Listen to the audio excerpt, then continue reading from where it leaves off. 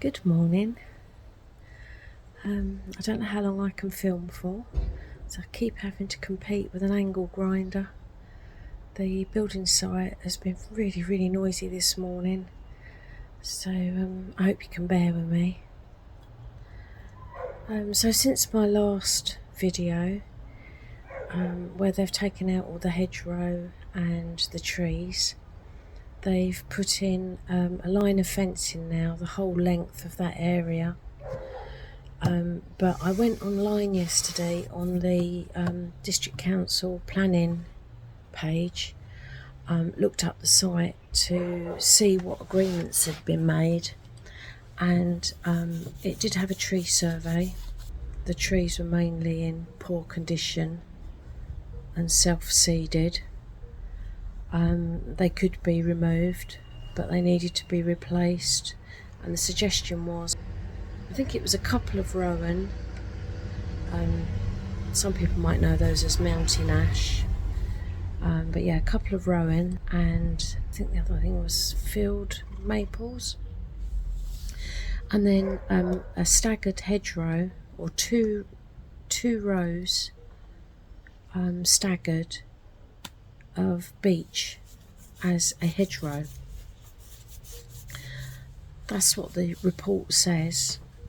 Now, I don't know if that's enforceable, because when I spoke to the builder the other day, oh my goodness, excuse me, I have got a kite.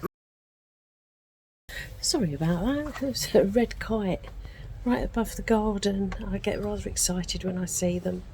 So, yeah, I managed to get a little clip of it. So what was I saying? Don't know. Yeah, I know what I was saying. So when I spoke to the builders, they said they were putting in a row of laurels. Well, that's not what it says on the report at all. So I don't know if that's a cheap option, quick and easy option. So I need to get in touch with the District Council to find out if what they put in their plan or their report is actionable or enforceable, should I say, and if they actually check on it, because I don't think just putting in laurel is good enough. So I think I'm waffling. I might stop. We're in August. I think I will do an August tour for you all.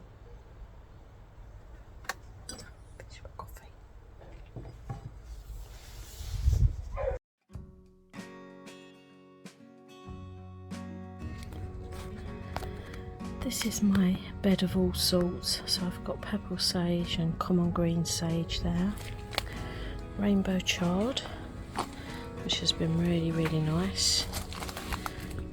Oloroso.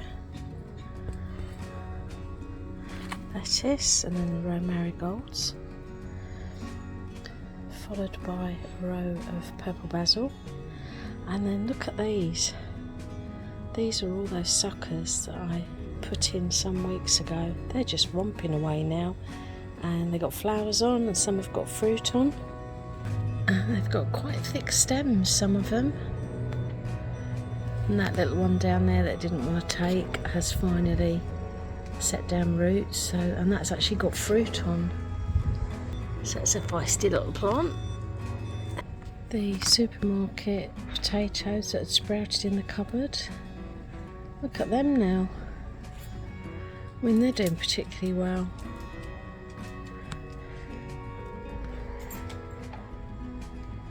So nothing goes to waste. The runner beans have been prolific. And what I've noticed about these, I mean, you often see on packets certain varieties described as stringless, but they never are. These have been. I've been really pleased with them, even the ones that I've left on there a little bit too long and that are huge. When I slice them up, they've been fine. So I highly recommend it. These are the Scarlet Empire.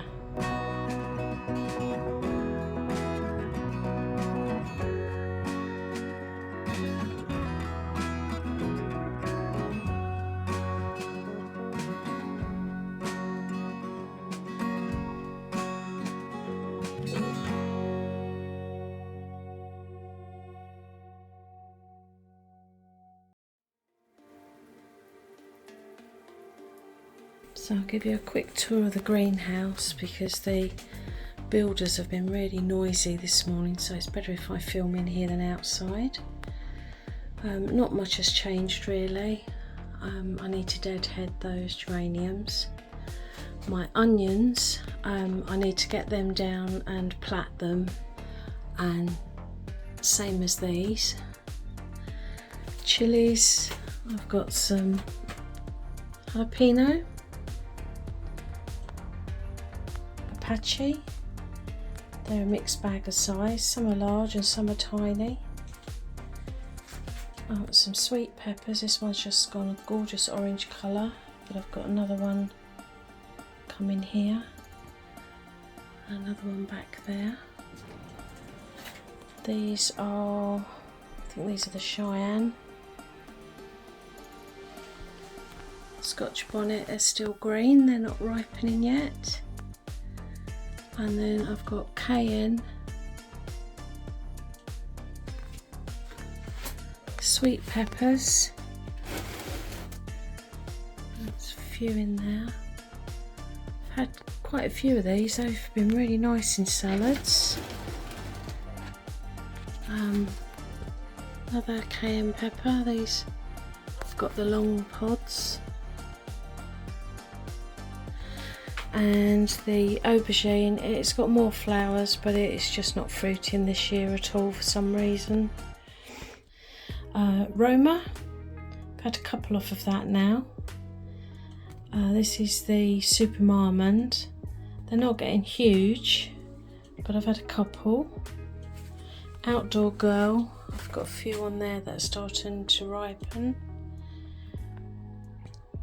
They've produced more than the others. Now the Shirley and the Alicante, I've got plenty of fruit, but they're just not ripening up at all.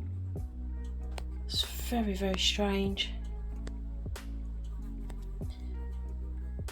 Now I know a lot of you are doing autumn and winter sowings. I probably won't this year. I've had so many problems with the soil in my beds that I need to work on that all over the winter, rest them, feed them, and I've bought myself this.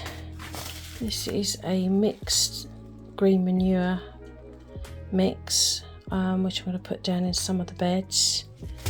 I've never done green manure before, but I'm going to try it this year. The greenhouse is becoming like a chemistry lab. I've got so many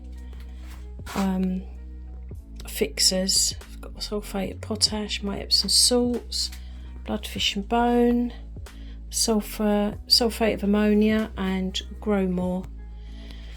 So yeah, I've got a lot of work to do on the beds for next spring.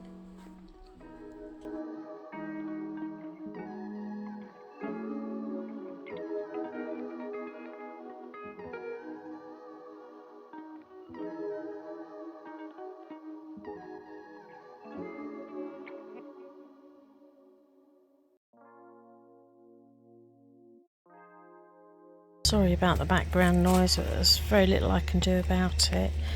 So this is the courgette that had a very slow start earlier in the year. It's done really well, but I've cut back all the lower growth to let the air get to it. But I think it's got a couple of fruit coming, but I seem to be getting more male flowers than female. This one's not looking so good. It's obviously lacking in something, but I've put down all new compost as a mulch. It's been fed, but the leaves aren't really recovering, and I've had a good look at it. It's not got any fruit coming, so I think I might remove this one. So that's gone now. Like I say, this one is just looking really good. Sure, yeah, it's got fruit coming there. So I'm gonna leave that.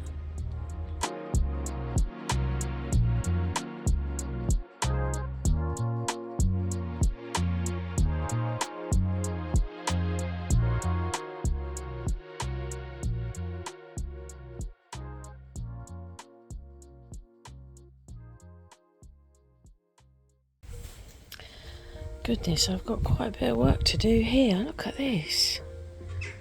The rose has gone absolutely crazy. So I'll have to tidy that up. Cut back some of this rhubarb because it's got massive. And then look at all these sweet peas. I'm cutting them daily, but I just can't keep up with them.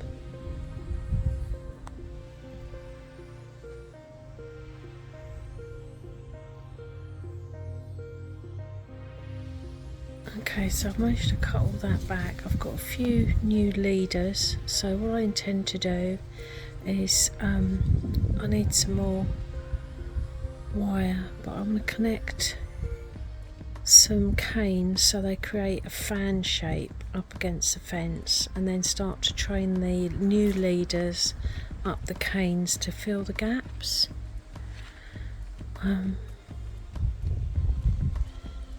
But that's done really well this year. This bit here, that was behind all the rhubarb, so it didn't get any light. But if you have a look,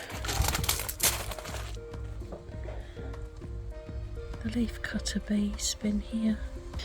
Yeah, I got a bit carried away with the rhubarb, but it was such a tangled mess. I didn't really have an awful lot of choice, but I've given loads to all my neighbours.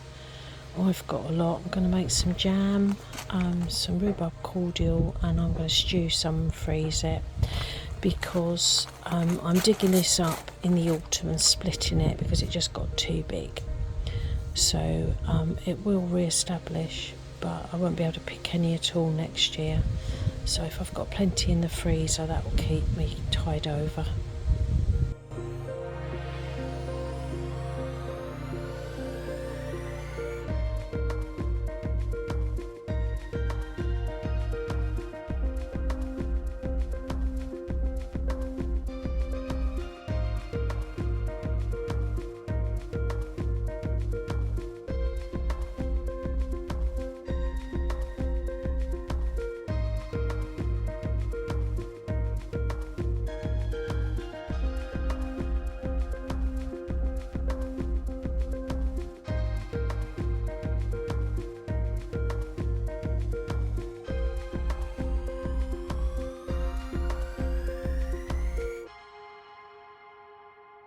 These are the pongo. I picked a load yesterday, but there doesn't seem to be many or if any flowers coming now, so they may be spent. The purple queen, there's a few on there that need picking, and on here as well.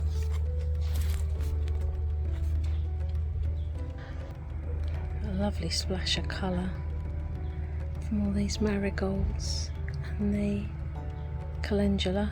These are all the parent strawberry plants. There's more runners on there now, so I need to select a few more to pin down in some pots and gradually replace these. So the strawberry runners that I potted up quite a few weeks ago have all taken, so they've been separated from the parent plant. And as you can see, Paddy is looking after them for me. Cobra, picking them daily. There's another lot I've just spotted. I actually froze a batch this morning, so I'll have these to pick for dinner this evening.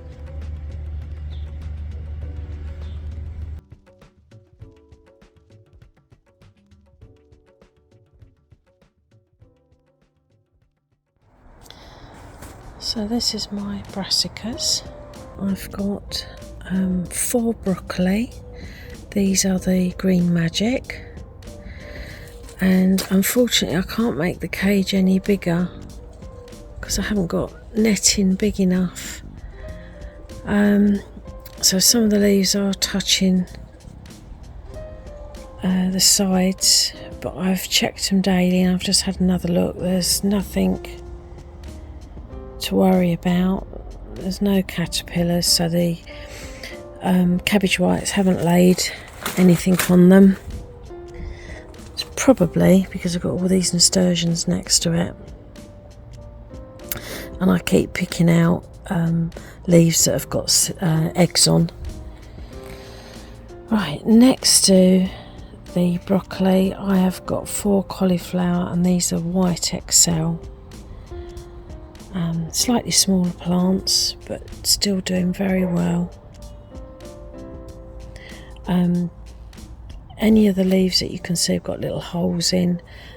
They were like that when I got them from the garden centre, but there's been no further damage.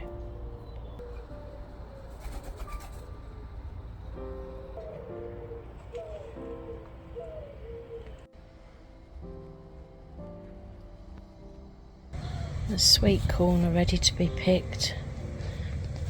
All their tassels are brown now. So the Golden Gate are still producing pods. So as with all the other beans, they freeze well. Yeah, I've been very pleased with the beans this year. So these are all the leeks. There are 2 plantings, or successional. So the 2 rows at the front, the larger ones, they were planted, I think, if I'm right, around about the end of May when the garlic came out, and the ones behind once the onions came out, so that was in June. I'm not sure of the date, but maybe a couple of weeks into June. Some of them this end are really quite large already, but I did notice there's a weed in there I need to get rid of. So that's the end of my August tour. I hope you enjoyed it, and I hope you enjoyed some of the recipes that I shared with you as well. These are some of the things that I like to make with my harvests. And I think the beauty of growing your own food is that you grow what you like, but sometimes you have a glut or an abundance, so you need ways to preserve and store it. So we all have different things that we like. So yeah, comment below if you've tried any of the recipes that I've shared, or of course any that you particularly like, that you do every year with your harvests. Put them in the comments below. I'd love to see what you like. But for now, I'm just going to sit out here and finish my coffee, and I will see you all in the next one. Take care.